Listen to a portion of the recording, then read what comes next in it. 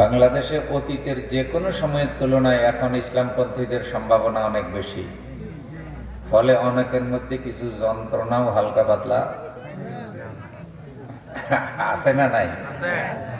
আল্লাহ যেন সবকিছুর অবসান করে ইসলামকে বিজয়ী করেন। বাংলাদেশের স্বাধীনতা সার্বভৌমত্ব রক্ষার একমাত্র গ্যারান্টি ইসলাম। ইসলাম ছাড়া এদেশের ইজ্জত সম্মান, স্বাধীনতা সার্বভৌমত্ব, এদেশ থেকে সন্ত্রাস, চাঁদাবাজি, অন্যায় অবিচার দূর করার আর কোনো বিধান নাই। পুরো জাতিকে যদি ইসলাম শিখানো যায়, ইসলামের আলোকে গঠন করা যায়, তবে আর এই দেশে অন্যায় অবিচার থাকার সম্ভাবনা নাই। আল্লাহ আমাদেরকে বুঝার মানার তৌফিক দান করুন। জোরে বলেন আমিন। আমি আপনাদের সামনে সূরা হুদ থেকে 113 নম্বর আয়াতে কারিমা পড়েছি। রাসূল সাল্লাল্লাহু আলাইহি সাল্লামের অনেক হাদিস থেকে একখানা হাদিসের অংশ বিশেষ পড়েছি। আল্লাহ তৌফিক দিলে আয়াতে কারিমা এবং এই হাদিসের আলোকে আমি আমার ভাই বোনদের সামনে কিছু কথা বলার আমি চেষ্টা করব। আল্লাহ যেন আমাকে তৌফিক দেন, একটু বলেন আমিন। দেখুন, আল্লাহ তাআলা বলছেন, ওয়ালা তারকানু ইলাল্লাযীনা যালামু ফাতামাসসাকুমুন নার। যারা সীমা লঙ্ঘন করে এবং যারা জালেম, যারা সীমা লঙ্ঘন করে এবং যারা জালেম, ফাতামাসসাকুমুন নার, তারা জাহান্নামে যাবে। ওয়ালা তারকানু, ঈমানদারেরা সীমা লঙ্ঘনকারী এবং জালেমদেরকে তোমরা সমর্থন করো না। শুনতেছেন নি? শীত কি কোনো একটু বেশি লাগেনি? আগের তুলনায় একটু কম আছে আজকে। নারায়ে তাকবীর। আমি 10:35-এ শুরু করেছি। আমি না 35 না 40।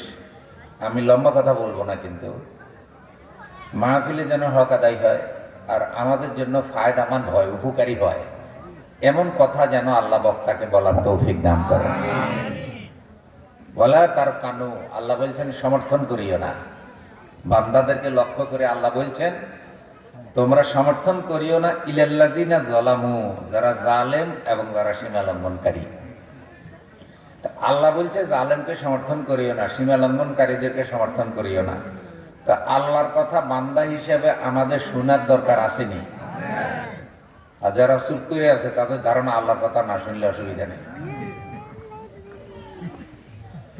ওয়ালা তারকানু, তোমরা সমর্থন করো না ইলাল্লাযীনা যালামু, যারা জালেম, যারা সীমা লঙ্ঘনকারী তাদেরকে।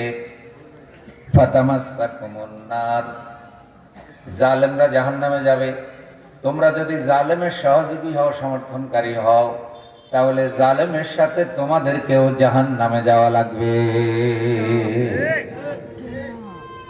তাহলে নামাজ না পড়া যেমন অপরাধ, রোজা না রাখা যেমন অপরাধ, হজ ফরজ হইলে না করা যেমন অপরাধ, মিথ্যা কথা বলা যেমন অপরাধ, সুদ খাওয়া যেমন অপরাধ, ঘুষ খাওয়া যেমন অপরাধ, তেমনি কোন জালেমকে সমর্থন করা, জালেমের সহযোগী হওয়াও অপরাধ।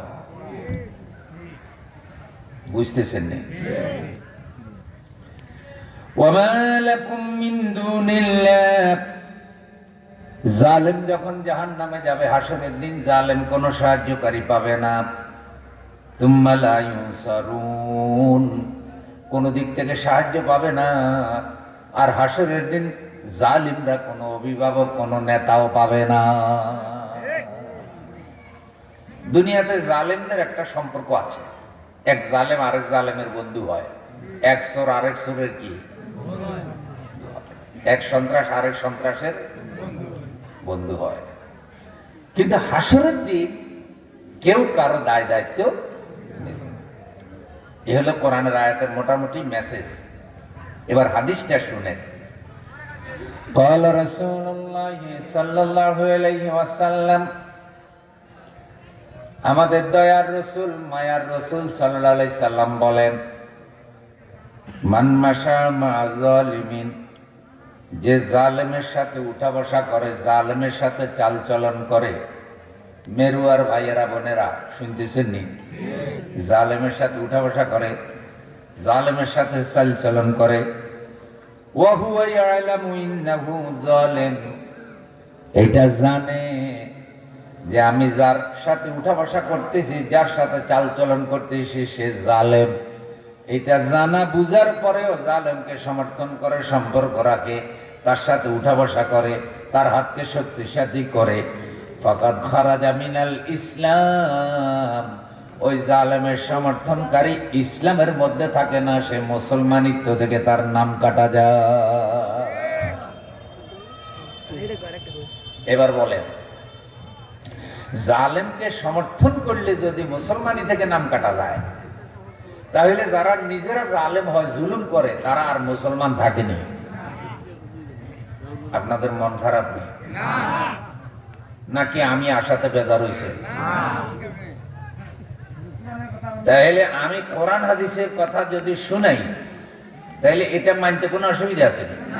আচ্ছা, কোরআন কি আমার একা নেই? কোরআন কি কোনো দলের নেই? কোরআন সবার। ইসলাম, নবী, আল্লাহ। তাহলে আল্লাহর কোরআন, রসুলের হাদিস এবং ইসলামের থেকে কথা বললে এই কথার বিরোধিতা করার অধিকার কারো নাই। যদি সে মুসলমান হয়, তাহলে কোরআনের কথা, ইসলামের কথা, হাদিসের কথা বিরোধিতা করার তার কোনো অধিকার নাই। মানুক বা না মানুক, চুপ করে শুনতে হবে, কিন্তু বলার মধ্যে বাধা দেওয়া যাবে না। নারায়ে তাকবীর। তাহলে আপনারা বুঝেছেন যে নামাজ রোজা না করা যেমন পাপ, গুনাহ, তেমনি কোন জালেমকে সমর্থন করা, জালেমের দলকে সমর্থন করা, জালেমের সাথে উঠা বসা করা, এগুলো গুনাহ। আর যে জেনে বুঝে কোন জালেমের সাথে উঠা বসা করবে, জালেমের হাতকে শক্তিশালী করবে, সে জাহান্নামে যাবে। একথা বলেছেন মুহাম্মদুর রাসূলুল্লাহ। আচ্ছা, রসুলের কথা ঠিক নেই? পুরোপুরি ঠিক নেই। আচ্ছা, রসুলের কথার দাম বেশি না দুনিয়া জালেমদের কথার দাম বেশি? আচ্ছা, কোরআনের কথার দাম বেশি না রাজনৈতিক নেতাদের কথার দাম বেশি? আচ্ছা, আমাদের রসুলের কথার দাম বেশি না বাংলাদেশের সংবিধানের কথার দাম বেশি? তো সংবিধানের কথা যদি রসুলের কথার বিরুদ্ধে যায়, তাহলে কোনটা মানতে হবে? বুঝতেছেন না? সংবিধানের কথা, সংবিধানের আইন যদি কোরআনের বিরুদ্ধে যায়, তাহলে কোনটা মানতে হবে? হ্যাঁ, কোরআন মানতে হবে। কোরআনেরটা ঠিক, কোরআনটা মানতে হবে, সংবিধানেরটা মানা। কারণ সংবিধান তো আর কোরআন না। সংবিধান কি আল্লাহ পাঠাইছে না মানুষে লিখছে? আর কোরআন কে পাঠাইছে?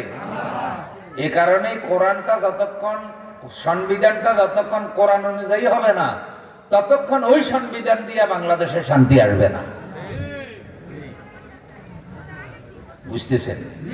এবার শুনেন, সূরা আশ-শুআরা আল্লাহ রাব্বুল আলামিন বলেন, ওয়াসায়ালামুল লাযীনা যালামু আইয়া মুনকালাবিন ইয়ানকালিবুন। জুলুমবাজরা কখনো কখনো জুলুম করে দুনিয়াতে মজা পায়, আর দুনিয়াতে জালেমদের মনে হয় কিছু উন্নতিও হয়। বাহ্যিকভাবে দেখা যায় না? কয় হুজুর কি জোগাইলো, খালি জালেমের জয় জয়কার।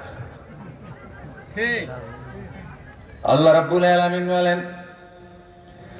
জুলুমবাজরা দুনিয়াতে সাময়িক কিছু উন্নতি হচ্ছে এটা মনে করে প্রশান্তি পেতে পারে, খুশি হতে পারে, কিন্তু তারা যেন জেনে রাখে অচিরেই তারা মারা যাবে। মারা যাওয়ার পর তারা হাসরে আল্লাহর কাছে যাবে, হিসাবের দিন উঠবে, আর সেই দিন তারা জাহান্নামে যাবে। তাদের ভয়ঙ্কর পরিণতি জুলুমের কারণে তারা নিজেরাই দেখবে। আচ্ছা, তাহলে জুলুম কি? জুলুম কাকে বলে? জুলুম মানে হলো যার যা পাওনা তারে তা না দেওয়া হলো জুলুম। যার যা অধিকার তাকে তা না দেওয়া হলো কি? বুঝতেছেন? যেমন চশমার অধিকার কি? চশমা নাকের উপরে থাকবে, চোখ দিয়ে দেখবে। এখন কেউ যদি চশমাটা মাথার উপরে উঠে দেয়, তাহলে এটা চশমার উপরে জুলুম। কথা বল। সোনার হার, এটা থাকবে মহিলার গলায়। এখন সোনার হার মহিলার গলায় না পরাইয়া কুত্তার গলায় পরাই দিছে, এটা হারের উপরে কি? কথা বল, 2-4 জনে কয় আর বাকিরা চুপ আছে, এটা হারের উপরে কি? ভাইয়েরা আমার, আপনি 5 ডিসিম জায়গার মালিক, আপনার ভাইও 5 শতক জায়গার মালিক, 5 ডিসিমের মালিক। এখন আপনার ভাই ঘর উঠানোর সময় আপনার ভিতরে 4 আঙ্গুল বেশি ঢুকাইয়া দিছে, এটা কি? এরকম জুলুম করেনি?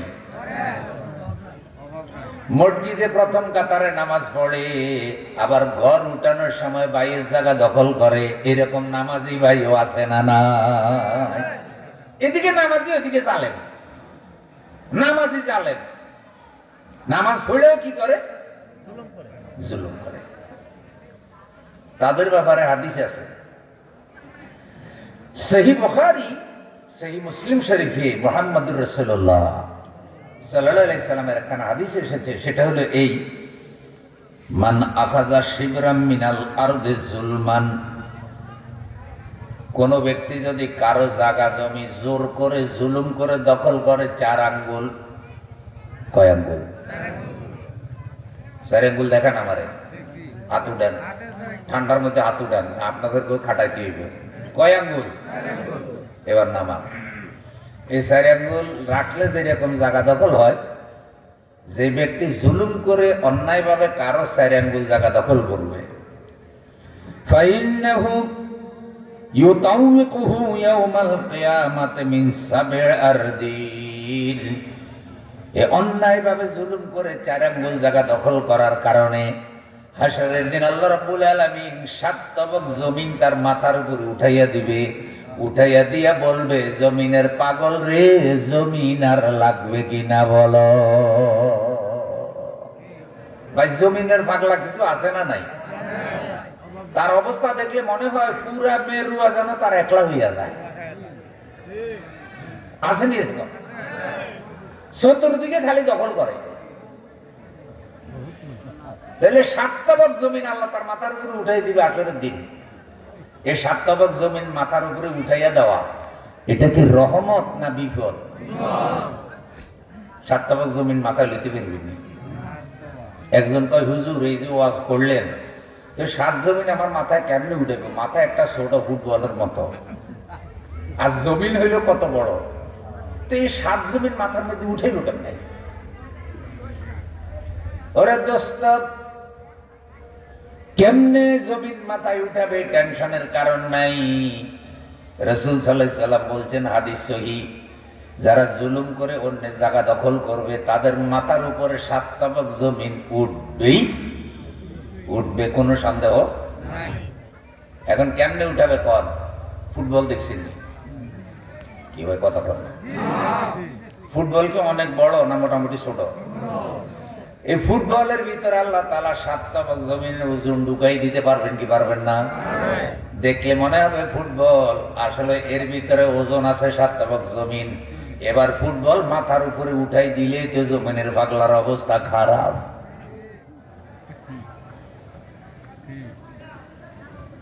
সমাজে অধিকাংশ মারামারি, মামলা মোকদ্দমা জমিন নিয়া। এমন এমন জালেম নেতাও আছে, সরকারি জায়গা দখল করে মার্কেট করে ফেলাইছে। কাগজ একটা বানাইছে 2 নম্বর, কাগজ কি? নেতাও, মার্কেটও।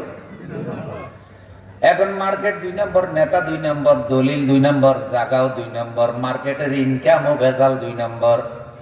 এইরকম অবৈধ জায়গা দখল করে মার্কেট বানাইয়া, সেই মার্কেট হুজুরের দিয়া মিলাদ পড়াইয়া, কোরআন খতম করাইয়া উদ্বোধন করে, এমন জালেমও আছে না? না, অবৈধ মার্কেট, অবৈধ জায়গা দখল করে ওটা কোরআন খতম করে উদ্বোধন করা মানে কোরআনের উপরে জুলুম।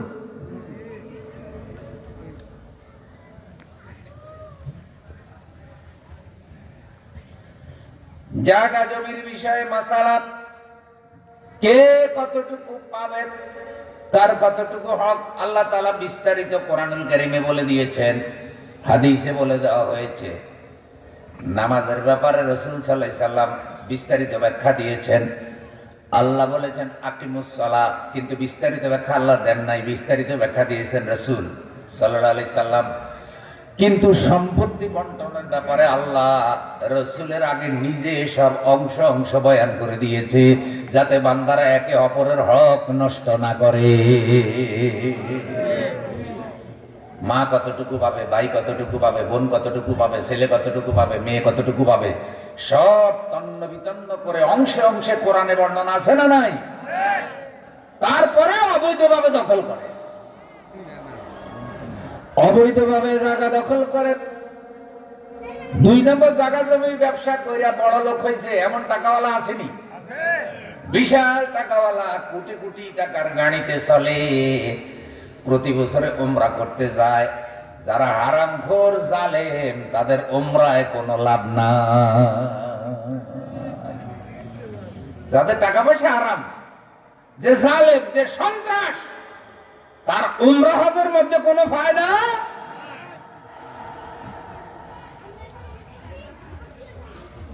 প্রিয় ভাইয়েরা আমার, মানে ভিডিও চালু দিল। এই পৃথিবীতে একজন জালেম নেতা ছিল ফেরাউন। সবচাইতে বেশি জুলুম যাদের উপরে করেছে তাদের মধ্যে অন্যতম হইল হযরতে আসিয়া। হযরতে আসিয়া হইল ফেরাউনের স্ত্রী। জুলুম করেছে হযরতে মুসা আলাইহিস সালামের উপর। মুসা আলাইহিস সালাম হলো আল্লাহর রাসূল, আল্লাহর নবী। ইব্রাহিম আলাইহিস সালামের উপর এক জালেম জুলুম করেছে, তার নাম হইল নমরুদ। রাসূল সাল্লাল্লাহু আলাইহি সাল্লামের উপরে জালেমরা জুলুম করেছে, যারা ফেরাউন, আবু জেহেল, আবু লাহাব, ওতবা, সাইবা, মুগীরা, এরা রাসূলের উপরে জুলুম করেছে। বর্তমানেও কোরআন হাদিসের হক কথা বললে এক শ্রেণী বাধা দেয়, জুলুম করে। এই যুগেও কিছু আবু জেহেলের মুরিদ আছে না? না, আপনারা মনে করার কোনো কারণ নাই যে রাসূলের যুগে আবু জেহেল মরে গেছে, এখন এই যুগে সব আল্লাহর ওলি। এই যুগেও আবু জেহেল কি? হযরতে আসিয়া ফেরাউনের স্ত্রী। এই পৃথিবীতে অনেক স্বামী আছে যারা স্ত্রীর উপরে জুলুম করে, কখনো উচিত নয়। স্বামী এবং স্ত্রী একে অপরের বন্ধু, একে অপরের আপনজন। একটা সময় আছে ছেলে মেয়ে বিয়ে করে আলাদা হয়ে যায়, সংসার হয়ে যায়, কিন্তু বাবা মা, স্বামী স্ত্রী, বুড়া বুড়ি একজন আরেকজনকে মৃত্যু পর্যন্ত ছাড়ে না। আজকে আমাকে একজন একটা ভিডিও সেন্ড করছে, সেখানে দেখলাম যে এক বৃদ্ধা বোন, অনেক বয়স, ওনার স্বামী মাযুর 15 বছর, কিছুই করতে পারে না। ছেলে ফেলে বিয়ে করে যার যার মতো বউ নিয়ে সংসার নিয়ে চলে গেছে, এখন আর বুড়া বুড়ির কাছে কেউ নাই।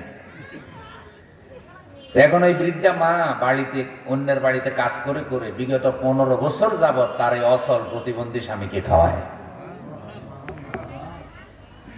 সাংবাদিক তাকে জিজ্ঞাসা করছে, আপনি নিজেও তো বৃদ্ধ, তা আপনার স্বামী অসুস্থ হয়ে গেছে, অর্ধাঙ্গ হয়ে গেছে, হাঁটতে পারে না, আপনি এত কষ্ট করতেছেন, কেন করতেছেন, কি কারণে করতেছেন? মহিলা কেঁদে উঠে বলতেছে, আমি আমার স্বামীকে ছাড়তে চাই না। ছোটকালে আমার মা বাবা আমার বিয়ে দিছে, বাচ্চা কাচ্চা হয়েছে, ওরা চলে গেছে, কিন্তু আমি 15 বছর যাবৎ কাজ কাম করি, অন্যের বাড়িতে কাজের মেয়ের কাম করে আমার স্বামীরে খাওয়াই। আমি চাই আমার স্বামীর খেদমতের উসিলায় আল্লাহ যেন আমার জান্নাত দান করে। ভিডিওটা আমার এখানে আমি মোবাইলে সেভ করে রেখেছি।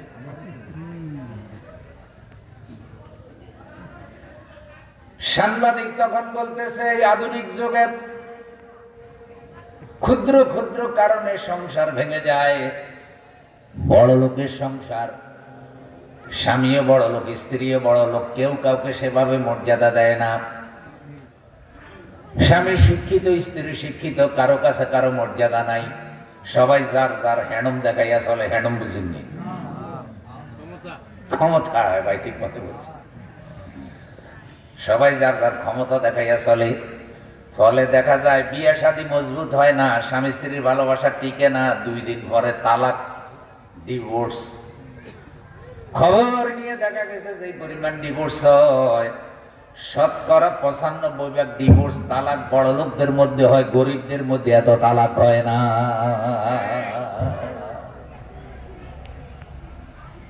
গরিব লোকেরা তাদের বউকে বকাঝকা যাই করুক সহজে তালাক দেয় না।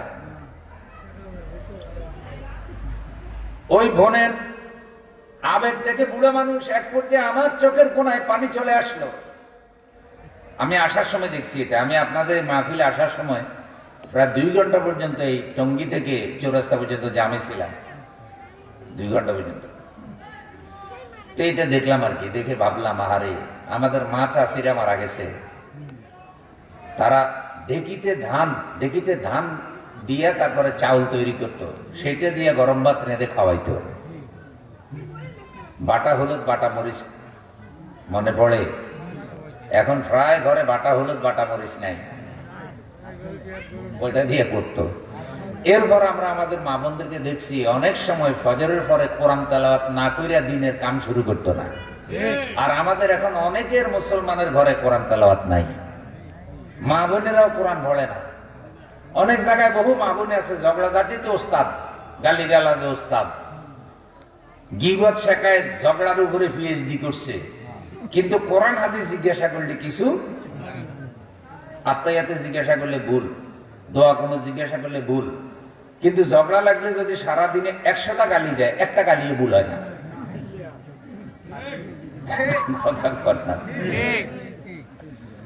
লাফাইয়া লাফাইয়া গালি দেয়, মাখরাত আদায় করিয়া শুদ্ধ ভাষায় উচ্চারণ করিয়া করিয়া বডি নাচাইয়া নাচাইয়া গালি দেয়, আসেনি? দেখবেন হঠাৎ করে যদি জিজ্ঞাসা করেন কেমন আছেন, কয় না গো বোন শরীরটা খুব খারাপ, কদিন জ্বর, শরীরে ব্যথা, লড়তে পারি না। এর আধা ঘন্টা পরে যদি দুইজনে ঝগড়া লাগে, দেখবেন যে শরীরে আর কোনো ব্যথা অসুখ,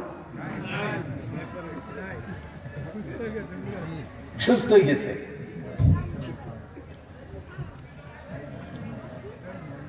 যে কথা বলছিলাম, পুরুষদেরকেও স্ত্রীর প্রতি দরদি হতে হবে, স্ত্রীকেও স্বামীর প্রতি দরদি হতে হবে। মনে রাখবেন, স্বামী স্ত্রীর বিবাহ বন্ধন শুধু দুনিয়ার জন্য নয়, এই বিবাহ বন্ধন আল্লাহর জান্নাতে চিরস্থায়ী বন্ধন হিসাবে আল্লাহ যেন কবুল করে। স্বামী এবং স্ত্রী দুইজন একসাথে যদি জান্নাতি হয়, তাহলে দুইজন জান্নাতের বাদশা হবে, রাজরানী হবে, সুবহানাল্লাহ। আর জান্নাতের হুরগুলো হবে স্বামী স্ত্রীর খাদেম, গেলমান। রাসূল সাল্লাল্লাহু আলাইহি সাল্লাম স্বামীদেরকে লক্ষ্য করে বলছেন, ও স্বামীরা, তোমরা যেমন ইনকাম করো তোমাদের স্ত্রীকে তেমন কাপড় চোপড় পরাও।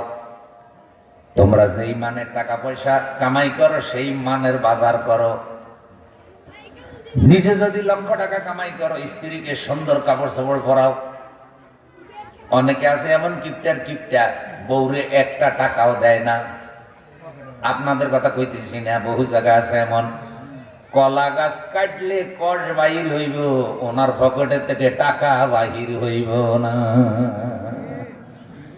স্ত্রী অসুস্থ, ধৈর্য ধরো, হযরতে ফাতেমার কত অসুখ হয়েছে, কোনদিন হাসপাতাল যায় নাই।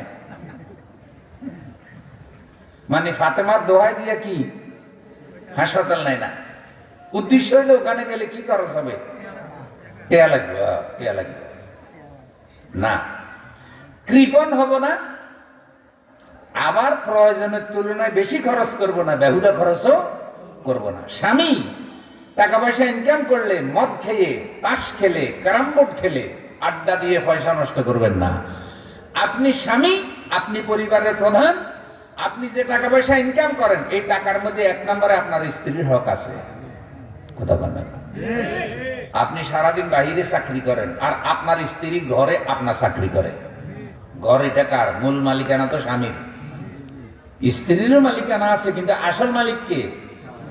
তাহলে স্ত্রী স্বামী চাকরি করে, খুব খেয়াল করেন। এই জন্য রাসূল সাল্লাল্লাহু আলাইহি সাল্লাম বলছেন, তোমরা যেমন খাও তোমাদের স্ত্রীকে সেই মানের খাওয়াও। তোমরা যেমন কাপড় চোপড় পরো তোমার স্ত্রীকেও সেই মানের কাপড় পরাও।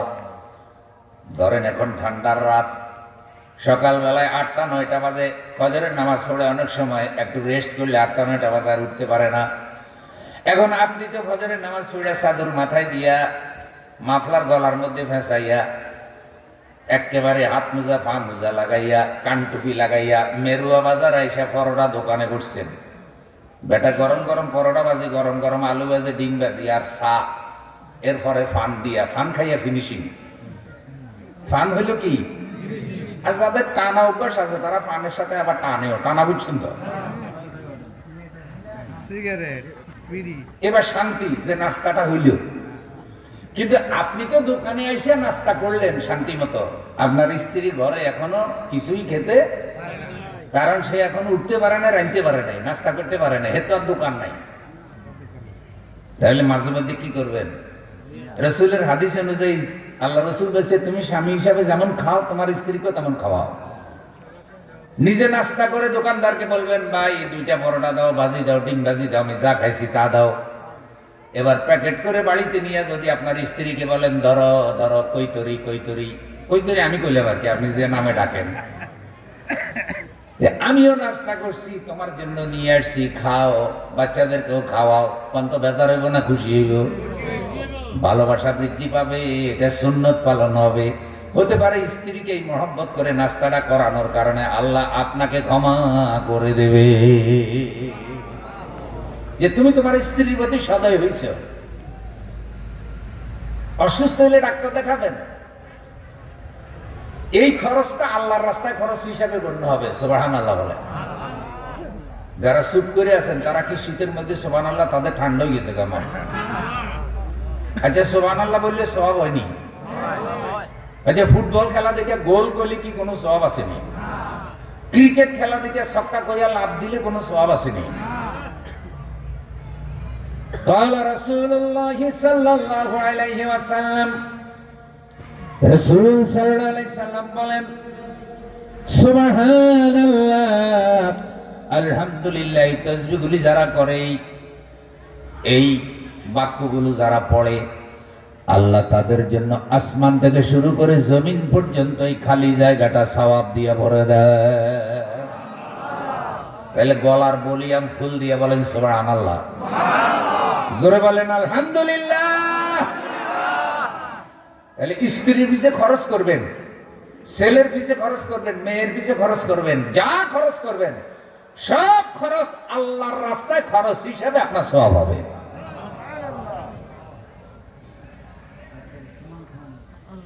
এরকম একটা জালিম স্বামী আসিয়া পেয়েছে, ভালো স্বামী পায় নাই।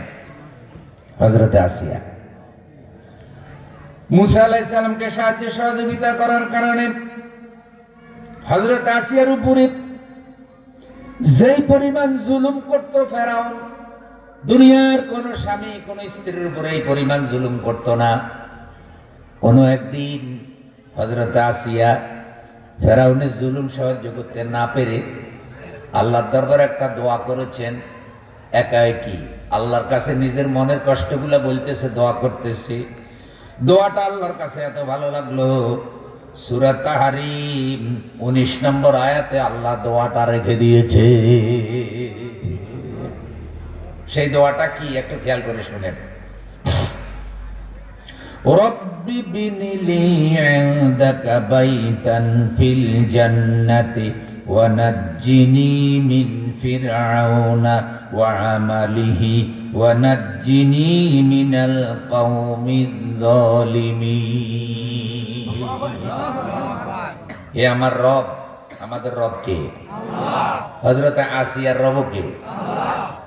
হে আমার রব, হে আমার আল্লাহ, ফেরাউনের এত বিশাল বাড়ি, ফেরাউনের রংমহল, ফেরাউনের আলিশানি এইসব বেডরুম, আরামায়েশের ব্যবস্থাপনা আমার দরকার নাই।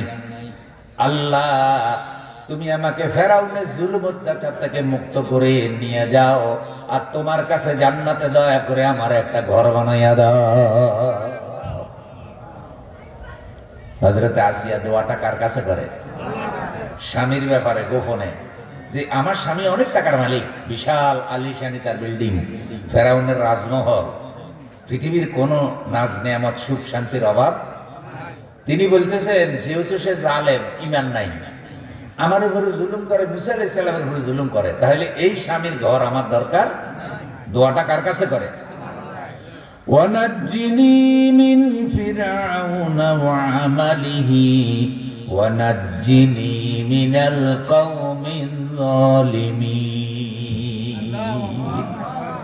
ফেরাউন থেকে আমাকে মুক্ত করো, আর ফেরাউন যেহেতু জালেম, এই জালেম থেকে আমাকে মুক্ত করো। মেরু আর মুসলমান ভাইয়েরা, ফেরাউন জালেম, জুলুম করে। হযরতে আসিয়া ফেরাউনের স্ত্রী হওয়ার পরেও জালেমের সমর্থন করে না, কারণ জালেমের সমর্থন করলে জাহান্নামে যাওয়া লাগবে। এবার আপনারা মুসলমান, আপনারা যদি দেখেন যে কোন নেতা জুলুম করে, কোন দল জালেম হয়ে গেছে, সন্ত্রাস হইল জুলুম, দখল হইল জুলুম, মানুষের ভোটাধিকার কেড়ে নেওয়া জুলুম, ইসলামের বিরুদ্ধে কথা বলা জুলুম, পাপের পক্ষ অবলম্বন করা জুলুম, বেপরদায় চলা জুলুম, মদ নেশাকে সাপোর্ট করা জুলুম, নাচ গানকে সাপোর্ট করা জুলুম, আউল বাউলদেরকে সমর্থন করা জুলুম, এসবগুলো হলো ইসলামের উপরে জুলুম। হযরতে আসিয়া যেরকম ফেরাউনের জুলুম স্বামী হওয়ার পরও সমর্থন করে নাই, আপনারা মুসলমান হওয়ার পর যত বড় নেতা হোক, যত বড় দল হোক, যদি এটা জালেম নেতা হয়, জালেমের দল হয়, ওইটারে সমর্থন করা জায়েজ নাই, ঈমান থাকবে না।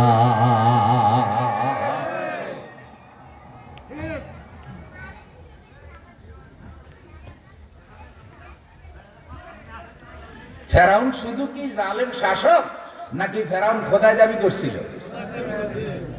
আনা রাব্বুকুমুল আ'লা। ফেরাউন বলেছিল আমি জগতের বড় খোদা, বলেন নাউজুবিল্লাহ।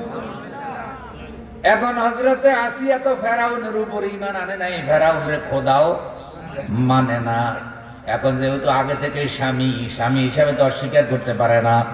এবার হযরতে আসিয়া আল্লাহর কাছে দোয়া করতেছিল, আল্লাহ সারাদিন তোমার বিরোধিতা করে, ইসলামের বিরোধিতা করে, মুসা আলাইহিস সালামের বিরোধিতা করে, রাত্রেবেলায় স্বামী হিসাবে আমার কাছে এসে ঘুমায়, ঘুমানোর পর স্বামী স্ত্রীর যে একটা চাহিদা, এটা সে আমার দিয়ে পূরণ করতে চায়। আমি চাই না তোমার কোন দুশ্মন সারাদিন ইসলামের বিরোধিতা করে রাত্রিবেলা আমাকে স্ত্রী হিসাবে ব্যবহার করু। তোমার দুশ্মন সারাদিন ইসলামের বিরোধিতা করে রাত্রিবেলা স্ত্রী হিসাবে আমাকে সে ব্যবহার করুক, এটা আমি। কথাগুলি কার কাছে বলতেছে? মা, আপনারা কি ঘুমাই গেছেননি? কার কাছে বলতেছে? ফেরাউন ওই সময় দোয়াটা শুনে ফেলছে আড়ালে থেকে। ফেরাউন যখন এই দোয়া শুনে ফেলল, হযরতে আসিয়ার উপরে জীবনের সব চাইতে বড় জুলুমটা করল। চুল ধরে হযরতে আসিয়াকে ঘর থেকে বের করলো, বলতেছে আমারে তো খোদা মানো না, আমার ঘরে থাকো, আমার ঘরে খাও, আর মুসার খোদার কাছে দোয়া করো, আজকে তোমারে আমি শেষ করে ফেলবো, বাঁচতে দেব না। এবার আপনারা তাফসীর পড়েন, একটা তক্তা, কাঠের তক্তা, বুঝেন তো, এরকম বড় বড় তার কাটা পিছনে মারছে, তার কাটা উপরের দিকে উঠছে, ধারালো তার কাটা, 1 ফুট 2 ফুট বড় বড় তার কাটা, ওইটা অনেক তার কাটা মারছে, কয়েকশো তার কাটা মেরে হযরতে আসিয়াকে ফেরাউন ধরে এনে সিট করে শোয়াইয়া বুকের উপর এমন ভাবে চাপা দিয়েছে, পিঠের দিয়ে তার কাটাগুলো ঢুকে বুক দিয়ে পেট দিয়ে বের হয়ে গেছে। আসিয়ার বুকের উপরে আরেকটা তার কাটা বিদিত তক্তা উপরে দিল, বুক ছিদ্র করে ওই তার কাটাগুলি পিঠ দিয়ে বেরিয়ে গেল।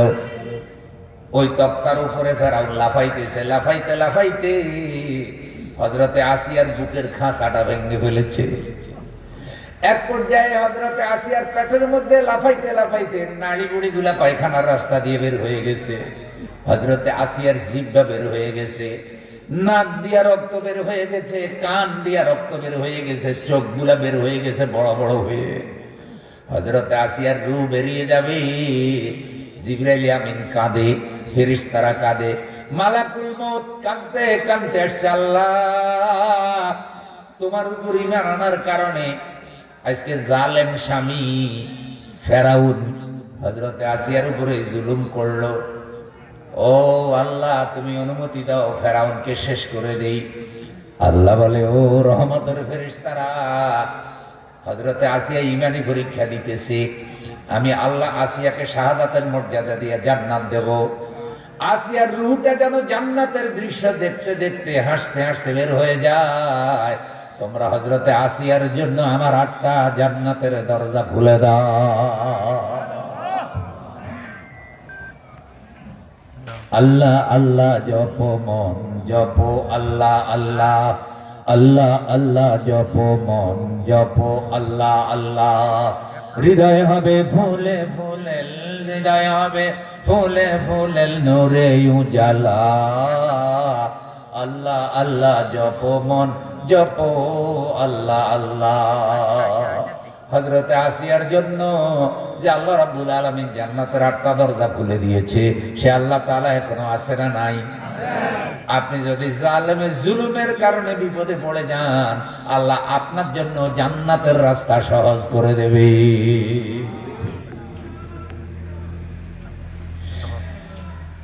এখানে জালেম স্বামী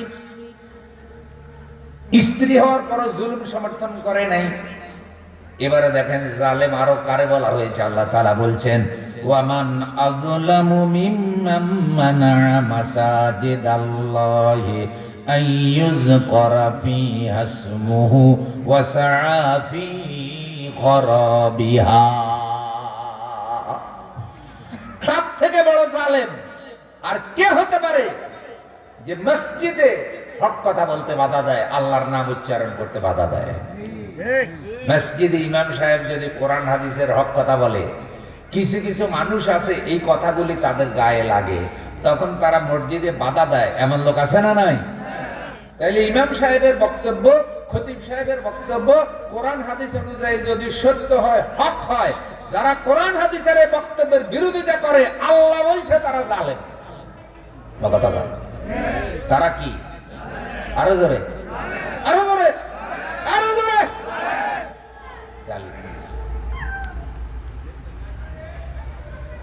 কোরআন বলছে তার থেকে বড় জালিম আর কেউ হতে পারে না যে আল্লাহর ঘরে সত্য কথা বলতে বাধা দেয়, মসজিদের মধ্যে সত্য কথা বলতে বাধা দেয়। খুব খেয়াল করেন, যিনি মসজিদের সভাপতি হবেন, যিনি সেক্রেটারি হবেন, যিনি মুতাল্লি হবেন, যিনি ইমাম হবেন, যিনি মুয়াজ্জিন হবেন, যিনি সাড়ুদার হবেন, আর যিনি মুসল্লি হবেন, নামাজি হবেন, সবাই মিলে সন্তুষ্টি চাইবে কার? নামাজ পড়বো আল্লাহরে পাওয়ার জন্য, মুয়াজ্জিনি করবো আল্লাহরে পাওয়ার জন্য, ইমামতি করবো আল্লাহরে পাওয়ার জন্য, কমিটির সভাপতি হবো আল্লাহরে পাওয়ার জন্য, সেক্রেটারি হবো আল্লাহরে পাওয়ার জন্য, কমিটির কেশিয়ার হবো আল্লাহরে পাওয়ার জন্য, মুতাল্লি হবো আল্লাহরে পাওয়ার জন্য। যদি এইটাই নিয়ত হয়, তাহলে আল্লাহর ঘরে আল্লাহর হুকুম অনুযায়ী চলতে হবে। কমিটি কখনো আল্লাহর ঘর মসজিদে কমিটির আইন কায়েম করতে পারবে না। কেউ কেউ বলে যে মসজিদের জায়গা আমি দিছি, সুতরাং মসজিদের ভিতরে আমি যা বলি তাই চলবে। এটা বলা যাবে না। জায়গা আপনি দিছেন, এর বিনিময়ে আল্লাহ আপনারা জান্নাতে জায়গা দিবে, কিন্তু আল্লাহর ঘর মসজিদ বানাইয়া ওখানে নিজের কর্তৃত্ব, নিজের ক্ষমতা খাটাইবার সুযোগ।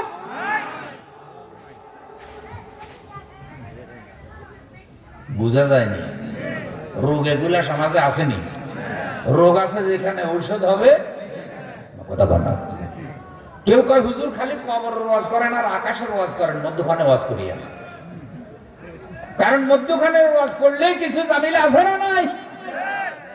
এই জন্য জুলুম জুলুম পুরা সমাজ জুলুম তন্ত্র ছেড়ে ফেলেছে, যেন জুলুমের রাজত্ব এসে গেছে। না, জালেমের পক্ষ সমর্থন করা যাবে বেজার হইয়েন না। আমরা সবাই কার কাছে যাব? জোরে বলে, কোনোভাবেই আপনি জুলুমকে সমর্থন করতে পারবেন না।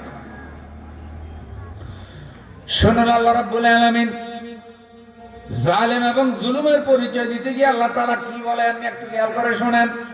সূরা বাকারা 140 নম্বর আয়াত, ওয়ামান আযলামু মিম্মান কাতামা শাহাদাতান ইনদাহু মিনাল্লাহ ওয়ামাল্লাহু বিগাফিলিন আম্মা তা'মালুন। ওই ব্যক্তির থেকে জালেম আর কেউ হতে পারে না যে আল্লাহর নিকট থেকে প্রাপ্য সাক্ষ্য গোপন করেছে। আর জালেমদের জুলুমের ব্যাপারে আল্লাহ মোটেই বেখবর নয়। ও ভাই, আল্লাহর পক্ষ থেকে পাওয়া সাক্ষ্য যে গোপন করেছে সে জালেম। আল্লাহর সাক্ষ্য কি? আল্লাহর সাক্ষ্য হলো কোরআন। কোরআনের ভিতরে আল্লাহ যত ইলম দিয়েছেন, যত কথা বলেছেন, এগুলা সব আল্লাহর সাক্ষ্য, আল্লাহর বর্ণনা। যারা কোরআন হাদিসের এলেম জানার পরও হক কথা বলে না, তারা হইল জালেম। কারণ তারা এলেম গোপন করেছে। বাংলাদেশে এলেম গোপনকারী আলেমও আছে, যাদের মুখে দাঁড়ি, মাথায় টুপি, গায়ে জুব্বা, কিন্তু জালেমের কাছে তাদের এলেম এবং জুব্বা বেচা হইয়া গেছে।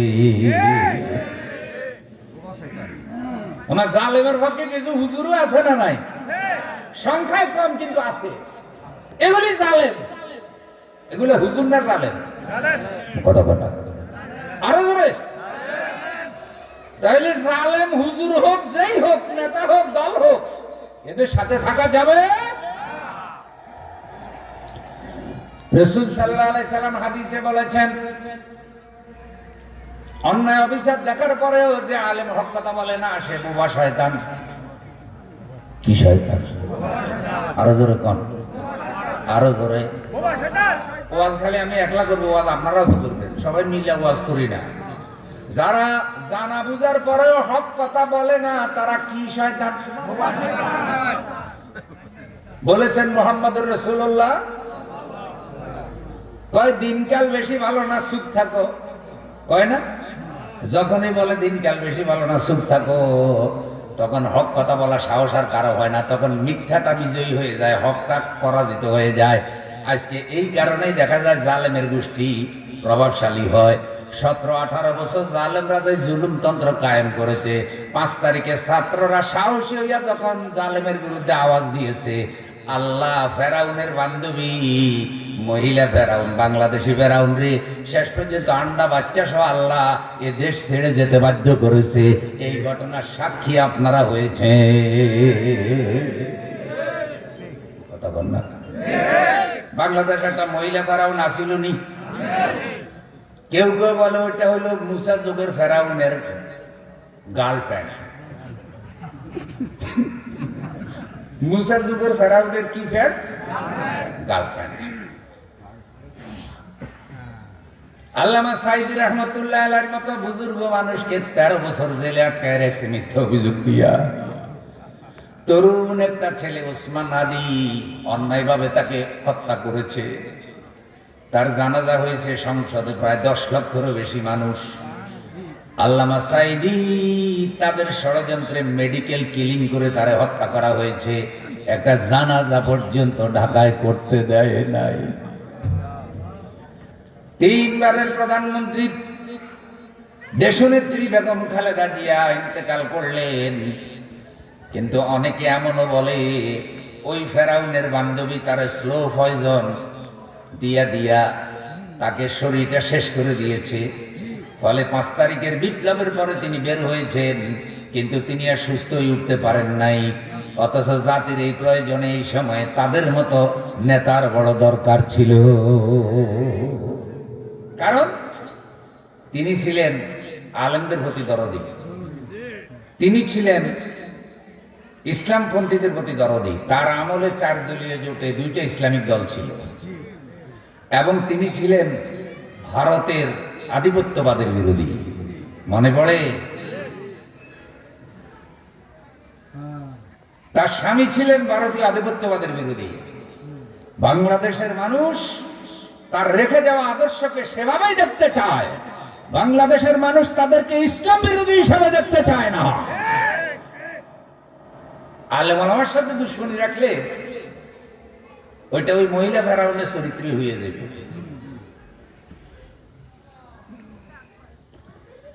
ছেলেরা শুরু করছিল যেটা দিয়া কি মেদানা কোটা, মেদানা মিছিল মনে আসেনি? মেদানা কোটা, সবাই বলছে মেধা মেধা।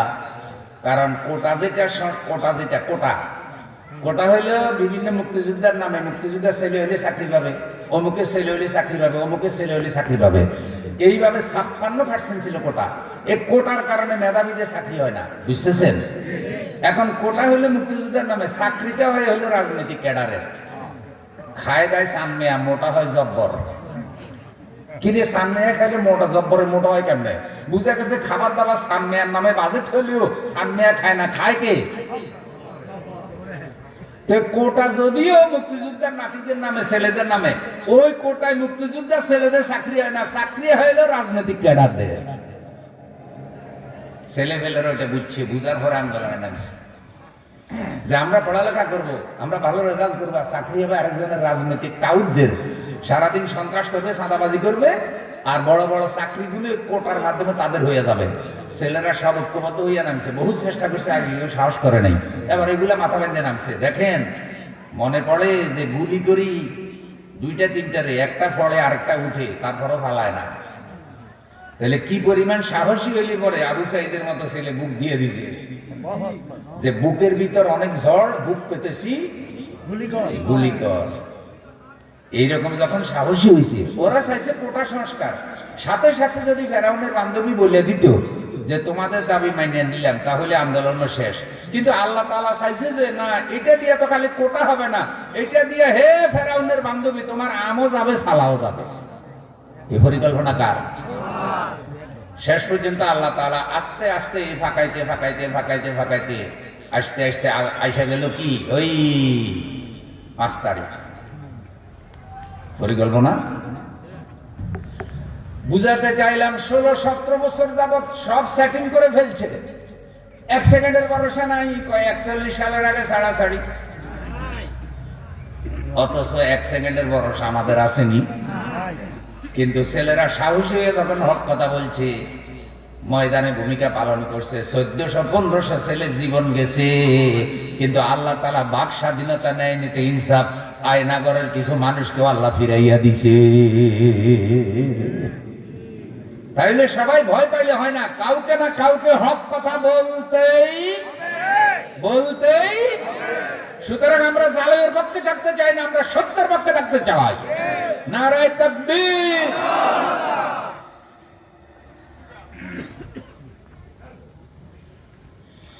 প্রিয় ভাইয়েরা আমার, তাইলে কোরআন হাদিসের ইলম জানা থাকলে যদি গোপন না করে সে জালেম।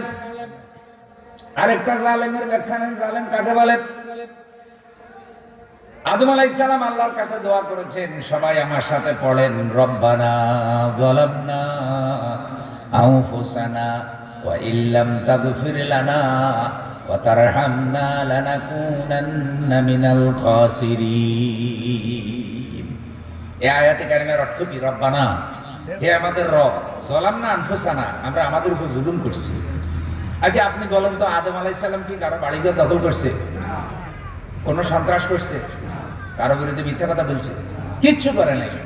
তাহলে আদম আলাইহিস সালাম নিজের উপর কেমনে জুলুম করলেন? তিনি যে বললেন রব্বানা যালামনা আনফুসানা,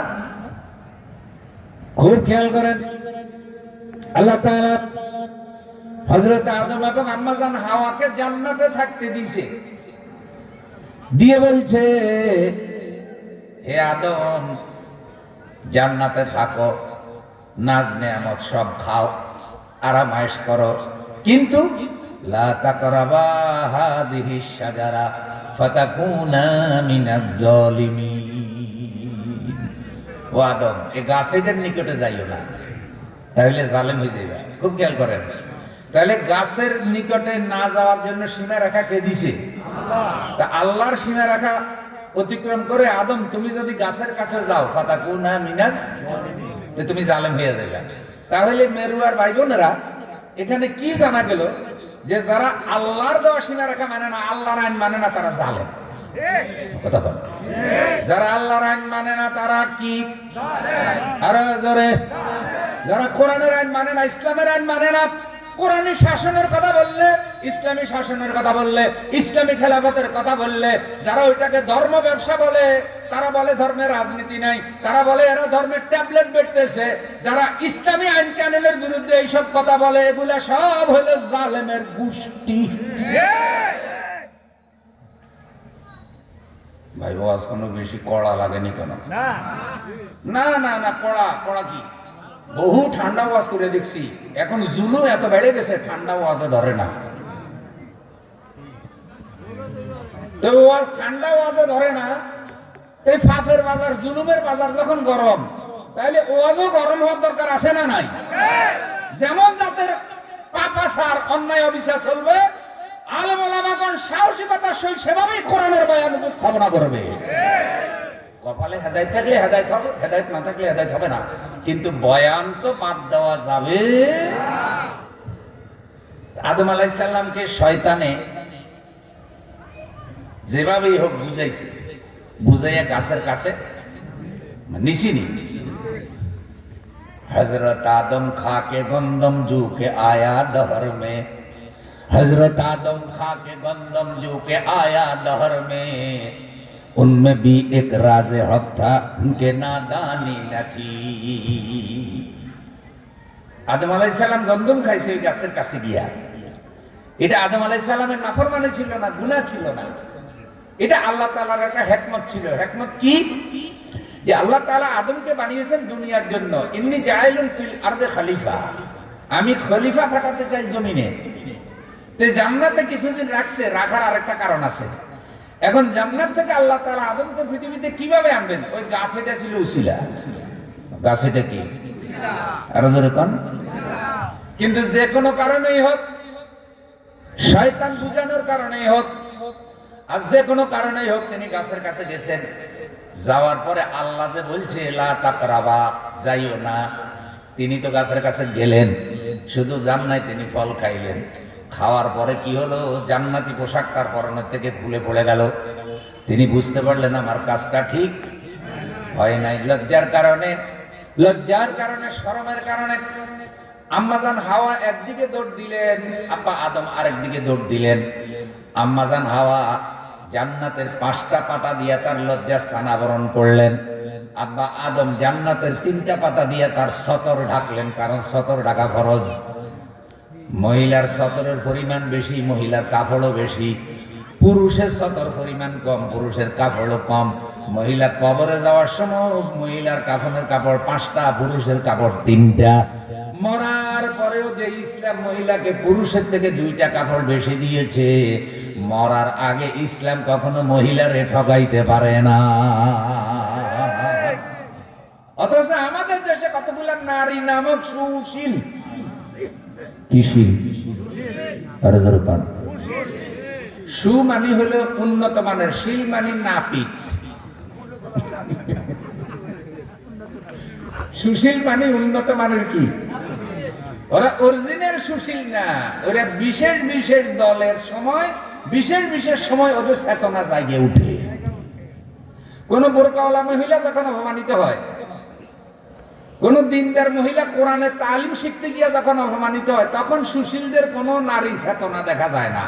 কিন্তু কোন বেশ্যা নারী আকাম করতে গিয়া, অশ্লীল ড্যান্স মারতে গিয়া যদি কারো দ্বারা অপমানের শিকার হয়, তখন কয়ে যে নারীদেরকে অপমান করা হচ্ছে। এরা আসলে নারী না, এগুলো হলো বেশ্যা নামক সুশীল।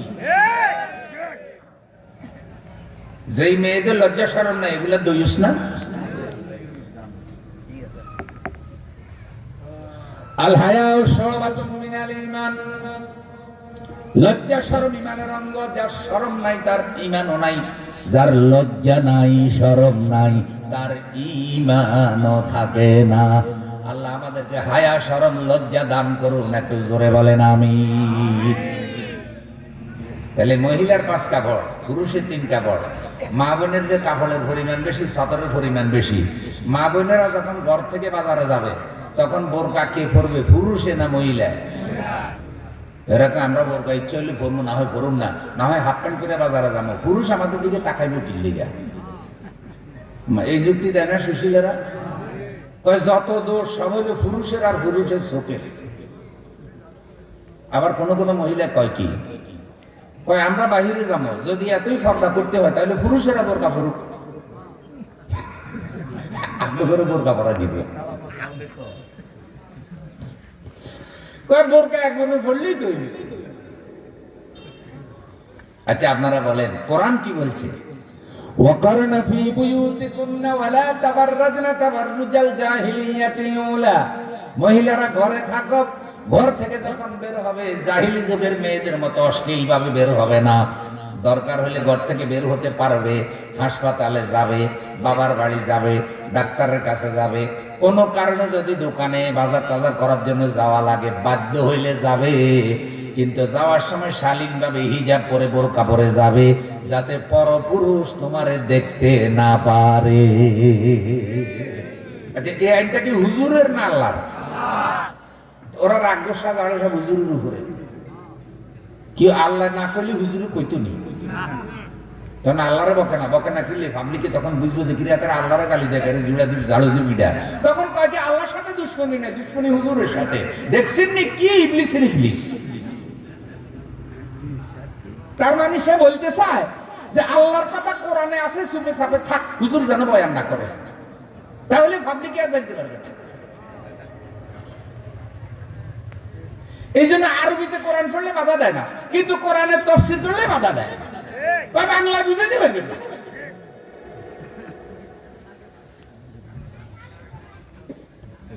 তাহলে মেয়েরা হিজাব করে বের হবে, ফয়সালা ডাকার এটা আল্লাহ ফয়সালা দিয়েছে। এখন পুরুষের বিচরণ ক্ষেত্রে থাকবে, মেয়েরা মেয়েদের বিচরণ ক্ষেত্রে থাকবে। মেয়েরা রাজমহলের রাজরানী, পুরুষ হলো বাহিরে শাসা। এ কারণে পুরুষ মার্কেটে থাকবে, নেতৃত্ব দিবে, কর্তৃত্ব দিবে, আর মহিলা ঘরে থেকে পুরুষের সহযোগী হবে। এই দুইজনের সহযোগিতায় হবে সংসার এবং জীবন। কিন্তু নারী অধিকারের নামে যা হইতেছে সব আমাদের সংসার কথা ধ্বংস করে দিচ্ছে।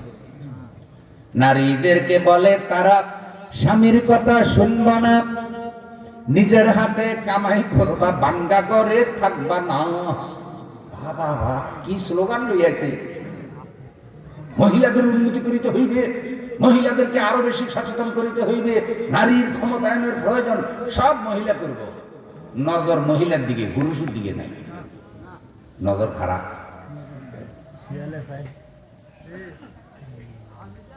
বিড়ালের নজর সুটকির দিকে, মুসির নজর জুতার দিকে, নাফিতের নজর সাফার দিকে, আর বেহায়া দইসগুলার নজর মহিলার দিকে।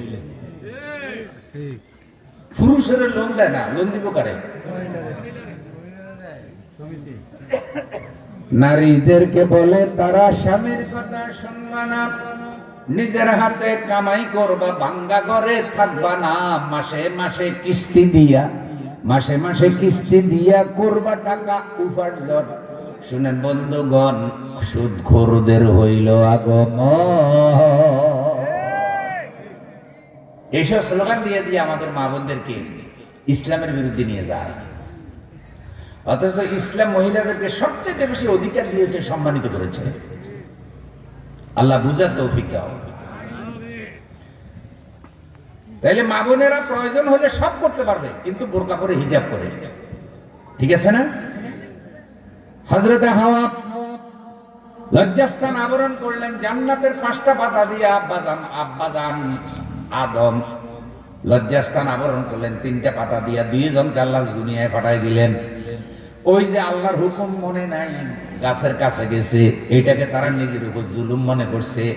350 বছর আদম আলাইহিস সালাম পৃথিবীতে থাকলেন, আল্লাহর কাছে এত বেশি কান্নাকাটি করলেন, কোনোদিন লজ্জায় চেহারাটা আকাশের দিকে উঠান নাই। এক পর্যায়ে আল্লাহ তাআলা জিবরাইলের মাধ্যমে আদম আলাইহিস সালামকে জানালেন যে আদম আলাইহিস সালামকে বলে দাও, আদম আলাইহিস সালামের সর্বশ্রেষ্ঠ সন্তান, আখিরি জামানার নবী মুহাম্মাদুর রাসূলুল্লাহ সাল্লাল্লাহু আলাইহি সাল্লামের নামে দুরূদ শরীফ পড়ে সে যেন আমার কাছে দোয়া করে, আমি আল্লাহ তার দোয়া কবুল করব। জাবাল রহমত, আরাফাতের ময়দান। হাজী সাহেবরা আরাফাতে যায়নি। আল হাজ্জু আরাফাত, আল হাজ্জু আরাফাত, আল হাজ্জু আরাফাত, হজ হলো আরাফাত। যারা আরাফাতে যাবে না তাদের হজ হবে না। আদম আলাইহিস সালাম জামালের রহমতের পাদদেশে দাঁড়াইয়া যখন আল্লাহর কাছে দোয়া করলেন, রব্বানা যালামনা আনফুসানা ওয়া ইল্লাম তাগফির লানা ওয়া তারহামনা লানাকুনান্না মিনাল খাসিরিন। হে আমার রব, হে আমার আল্লাহ, আমি আমার উপরে অনেক বেশি জুলুম করে ফেলেছি। আল্লাহ, তুমি যদি আমারে মাফ না করো আমি তো ক্ষতিগ্রস্ত হয়ে যাব। তাহলে এটাও জুলুম, গুনাহ করা বড় জুলুম। যারা গুনাহ করে তারা নিজের উপরে জুলুম করে, যারা গুনাহ করে তারা নিজের জাহান্নামী বানায়, যারা মিথ্যা কথা বলে তারা নিজের উপরে জুলুম করে, যারা সুদ খায় তারা নিজের উপরে জুলুম করে। যারা বেপরদায় চলে তারা নিজের উপরে জুলুম করে, যারা মদের ব্যবসা করে তারা নিজের উপরে জুলুম করে, যারা ওজনে কম দেয় তারা নিজের উপরে জুলুম করে, যারা অন্যের জায়গা জমি জোর করে দখল করে তারা নিজের উপরে জুলুম করে। এভাবে সে যত বড় পাপী সে তত বড় জালেম, আর সে জুলুমটা নিজের উপরে করে। আল্লাহ আমাদেরকে পাপ থেকে হেফাজত করো, জুলুম থেকে রক্ষা করো, একটু জোরে বলেন আমিন। তাহলে জুলুমের একটা ব্যাখ্যা পাওয়া গেল পাপ করা, গুনাহ করা। আর গুনাহ যারা করে তারা জুলুমটা কার উপরে করে? ইউনূস আলাইহিস সালামের নাম শুনছেন কি? মেরু আর ইউনূস বাহিনী, ইউনূস আলাইহিস সালাম। কোরআনুল কারীমে আল্লাহ যারা মাছওয়ালা বলেছে, কিওয়ালা? মাছে খেয়ে ফেলছে। ঘটনাটা সংক্ষেপ, কোনোভাবে তার জাতি আদায় হয় না, ঈমান আনে না, কোনো বয়ানে ধরে না। এরকম তেড়া জাতি আছে না নেই? বাংলাদেশে সব হুজুরে এক কথা কয়, হে আর কথা কয়। কোন হুজুরের ওয়াজে হেরে ইউনূস আলাইহিস সালাম আল্লাহর কাছে নারাজ হয়ে বদদোয়া দিয়েছে, আল্লাহ এদেরকে হালাক করে দাও। আল্লাহ তাআলা বললেন সোমবারে আযাব আসবে। আল্লাহ যখন বলছে সোমবারে আযাব আল্লাহর পক্ষ থেকে আসবে, আযাব আসবে, কোনো সন্দেহ? ইউনূস আলাইহিস সালাম চিন্তা করলেন যেহেতু আযাব আসবে, আমি আর সোমবার পর্যন্ত অপেক্ষা করে কি লাভ? ইউনূস আলাইহিস সালাম 2 দিন আগেই ওই এলাকা ছেড়ে চলে গেছে। কেন? যে এলাকা আযাব আসবে, মানুষগুলো ধ্বংস হয়ে যাবে, আমি এখান থেকে চলে যাই। এটাই হলো ইউনূস আলাইহিস সালামের আল্লাহর অনুমতি নিয়ে তিনি যান নাই। মাসালা হইল কোন রাসূল কোন নবী ওই জাতি ওই এলাকা ত্যাগ করতে পারবেন না আল্লাহর অনুমতি ছাড়া। আল্লাহ যদি আযাব দেয় তাহলে আযাব দিয়া জাতিকে ধ্বংস করবে, নবীকে বাঁচাবে। যেমন নূহ আলাইহিস সালামকে বাঁচাইছিনি, জাতি ধ্বংস হয়েছে, নূহ আলাইহিস সালামকে আল্লাহ জাহাজে করে বাঁচাই দিয়েছে। কিন্তু ইউনূস আলাইহিস সালাম অপেক্ষা করে নাই, আযাব তো হবে বলে তেড়া জাতি এখানে থেকে লাভ নেই। হিজরত করে চলে যাচ্ছে আল্লাহর অনুমতি ছাড়া। আল্লাহর কাছে জানতে চান নাই যে আল্লাহ আমি চলে যেতাম কিনা, তিনি চলে গেলেন। যাই হিজরত করে এলাকা ছেড়ে চলে যাবে। এখন আপনি লক্ষ্য করেন ওইখান দিয়া তার কাউম যখন আযাবের লক্ষণ দেখছে, ভয় পাইছে যে নবী রাসূলরা যেটা বলে সেটা মিথ্যা হয় না। ইউনূস আলাইহিস সালাম সারা জীবন আমাদেরকে বুঝাইছে, দাওয়াত দিয়েছে, আমরা হেদায়েত হই নাই। এখন যখন বলছে আল্লাহর গজব আসবে, গজব আসতে পারে, সুতরাং জীবনে যা করছি তওবা করো, এবার ঈমান আনিয়ে ফেলাই, তওবা করে ফেলাই। কিন্তু তওবা করার জন্য নবী তালাশ করতেছে, ইউনূস আলাইহিস সালাম আর পায় না। আযাব আসার আগে ওরা তওবা করছে যে আমরা এখন ভালো হয়ে যাবো, আর হুজুররা আর খুঁজে কি রাসূলকে পায় না। তখন তারা তওবা করে আল্লাহর কাছে কাঁদতেছে। কি কাঁদা?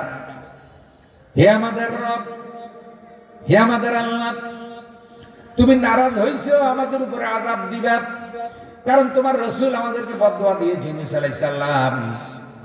আমরা ওনার উপরে অনেক অন্যায় করেছি, এখন উনি তো রাগ করে আমাদেরকে ছেড়ে চলে গেছে। আমাদের আযাব ছাড়ার উপায় নাই, কারণ আমাদের তওবা করারও তো কোনো পথ নাই। তখন তারা বলছে আল্লাহ আমরা বড়রা অন্যায় করছি, পাপ করছি, শাস্তি দিলে আমাদেরকে দাও, আমাদের গরু বাছুর, আমাদের ছেলে মেয়ে নারীগুলারে দিও না। তখন তারা সব আলাদা হয়ে গেছে যে আল্লাহর পক্ষ থেকে আযাব আসলে আমাদের উপরে আসুক, আমাদের বাড়িঘর ছেলে মেয়ে গরু বাছুরের উপরে যেন না আসে। কারণ বাচ্চারা তো অপরাধ করে নাই, অনেক নারী অপরাধ করে নাই, অপরাধ করছি আমরা। এইভাবে আযাবের থেকে বাঁচার জন্য খোলা আকাশের নিচে দিয়ে তারা কাঁদতেছে, আল্লাহ আযাব দিলে আমাদেরকে দাও, আমাদের বাড়িঘর গুলারে দিও না, এভাবে কাঁদতেছে। যখন কাঁদতেছে, রাসূল নাই, ইউনূস আলাইহিস সালাম নাই, আল্লাহ কিন্তু তাদের তওবা কবুল করে ফেলছে। যে আযাব, যেই পরীক্ষা জাতির উপরে আসার কথা, এখন সেই ঈমানি পরীক্ষা ইউনূস আলাইহিস সালামের উপরে এসে গেছে।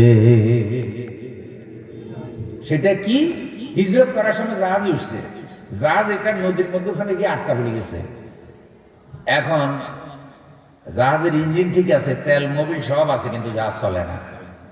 কি চলে না কেন? লটারি করছে। লটারিতে রেজাল্ট উঠছে যে তোমাদের জাহাজে একজন যাত্রী আছে যে তার মালিকের অনুমতি ছাড়া চলে আসছে, তারে যদি জাহাজ থেকে পানিতে ফেলাই না দাও তাহলে জাহাজ এটা আর চলবে না। কিরে, মালিকের অনুমতি ছাড়া কি আসলো? তখন আবার লটারি করছে, লটারিতে ইউনূস আলাইহিস সালামের নাম উঠে। লোকেরা কয় লটারি মনে ভুল হইতেছে, ইউনূস আলাইহিস সালাম হলেন রাসূল, নবী, সবচেয়ে ভালো। সবসাথে আমলওয়ালা। তো ওনার কারণে জাহাজ বন্ধ থাকবে কেন? উনি তো জাহাজে থাকার কারণে আরো বরকত হওয়ার কথা। 3 বার লটারি করছে, 3 বারে নাম উঠছে কার?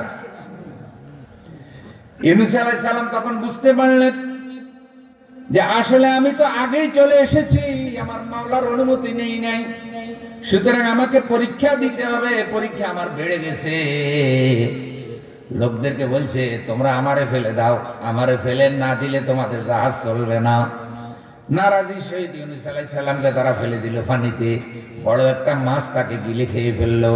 সেই মাছ তাকে পেটে করে আটলান্টিক মহাসাগরের তলদেশে চলে গেল। 48 দিনের মতো তিনি মাছের পেটে থাকলেন, মাছ তারে হজম করতে পারল না। কি দোয়া করেছেন তিনি মাছের পেটে থেকে?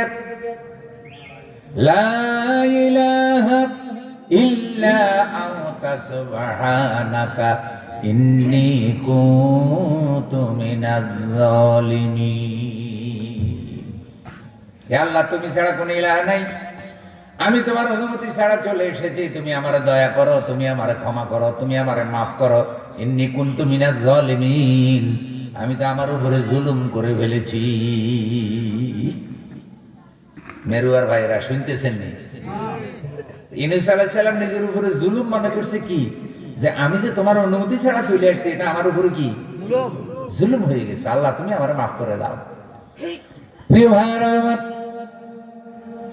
মাছ তারে হজম করতে পারে না, তিনি আল্লাহর দরবার ছাড়ে না। এখন আপনি তাফসীর পড়েন, তার এই কান্না, তার এই দোয়া, মাছের পেটের অন্ধকার, আটলান্টিক মহাসাগরের পানির অন্ধকার ভেদ করে, 7 তাবক জমিনের আসমানের দূরত্ব ভেদ করে তার দোয়া আল্লাহর আরশে আজিম পর্যন্ত পৌঁছে গেছে। সে আল্লাহ এখনো আছে না নাই?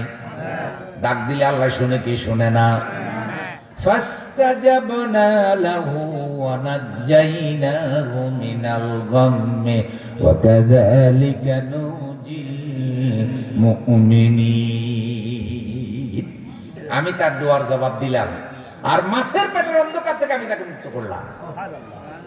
করছেনি কথা বলা? কিভাবে করছে? মাছ হজম করতে পারে না, খাবার দাবার পেটের মধ্যে হজম না হইলে মাঝে মধ্যে বমি হয়নি। রে বমি হইলে শান্তি হইব রে, যে খাবার খাইছি এটা হজম করিবার ক্ষমতা লিভারের নাই, সুতরাং বমি হইলে শান্তি। তাই মাঝে মধ্যে বেশি গ্যাস্ট্রিকের রোগীর বমি হইয়া খাবার বাইরে গেলে একটু কি লাগে? আরাম লাগে, শান্তি লাগে। মাছ ইউনূস আলাইহিস সালামকে হজম করতে পারে না, মাছের পেটের মধ্যে বমির ব্যাগ হয়ে গেল। আল্লাহ পানিতে জোয়ার সৃষ্টি করে দিলেন, সেই জোয়ারের ধাক্কায় মাছ তীরে চলে আসলো, ইউনূস আলাইহিস সালামকে বমি করে ছেড়ে দিল। জোয়ার নেমে গেল, মাছ চলে গেল, ইউনূস আলাইহিস সালাম বালির উপরে পড়ে থাকলেন। জঙ্গল থেকে একটা বকরি আইনা আল্লাহ তাআলা ইউনূস আলাইহিস সালামকে দুধ খাওয়াইলেন। আকাশ থেকে সূর্যের তাপ দিয়া 48 দিন মাছের পেটে থাকা বডিটাকে আল্লাহ তাআলা শক্ত করলেন। মাথার উপরে একটা গাছ দিলেন, ওই গাছের ছায়া দিয়ে তারে আস্তে আস্তে শক্ত করলেন।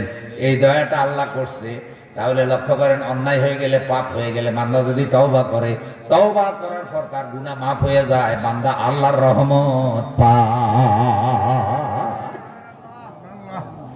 ইউনূস আলাইহিস সালাম যদি মাছের পেট থেকে মুক্ত হয় তওবার মাধ্যমে, আল্লাহকে ডাকার মাধ্যমে, আমাদের সামনে আমরা এখন বিপদ দেখতেছি, মুসিবত দেখতেছি। যদিও ফেরাউনের বান্ধবী ফেলাইছে, পুরাপুরি শান্তি কিন্তু এখনো।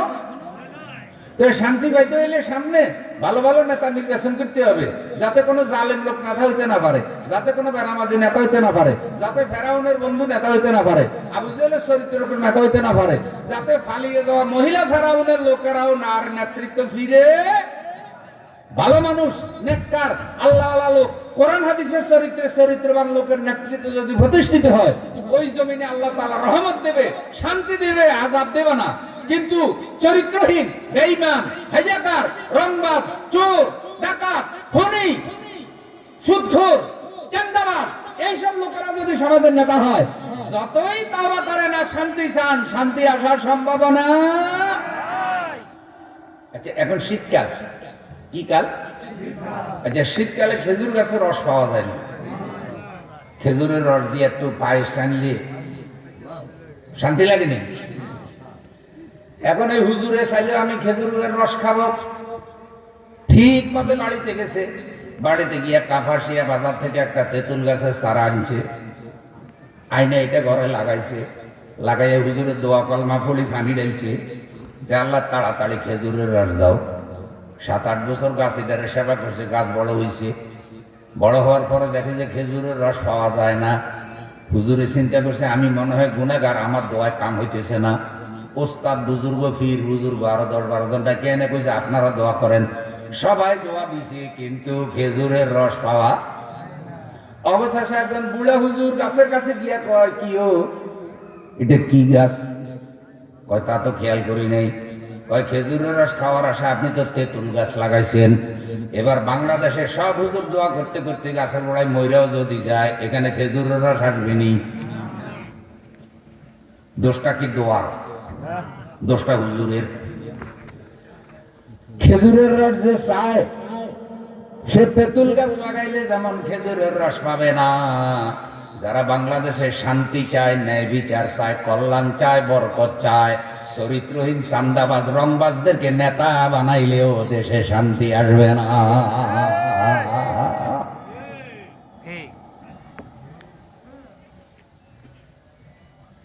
আজকে জালেমগুলো হয়ে গেছে ভাই বড় বড় নেতা, আর নিরীহ মানুষগুলো হয়ে গেছে চোরের মতো।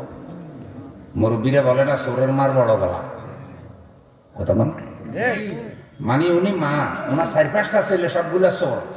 এখন উনি বাড়িতে বাহাদুরি দেখাইয়া চলে। কি ওই মহিলার এত বাহাদুরি কেন? কয় 5টা পোলা চোর। তখন কয় ও চোরের মার। এইরকম বেশরম মা যদি থাকে, তাইলে এটা যেমন জাতের মা তেমন জাতের পোলা, যেমন জাতের নেতা তেমন জাতের কর্মী, তেমন জাতের দল। আমি কিন্তু কারোর নামটা বলতেছি না, কেউ আবার ওয়াজ কারো গায়ে কাটিয়ে নিয়ে গেছে। এই জ্বালা এখন ওয়াজ করেন যায় না। হুজুরে মনে হয় আমাকে না দোলাই করতেছে। কি আশ্চর্য কথা! হুজুরে কোরআন হাদিসের হক কথা বলতেছে, আম কথা, নিরপেক্ষ কথা। তো ও আজ কি আপনার গায়ে পড়ে কা? তাহলে বুঝা গেছে আপনিও বেশি সুবিধা।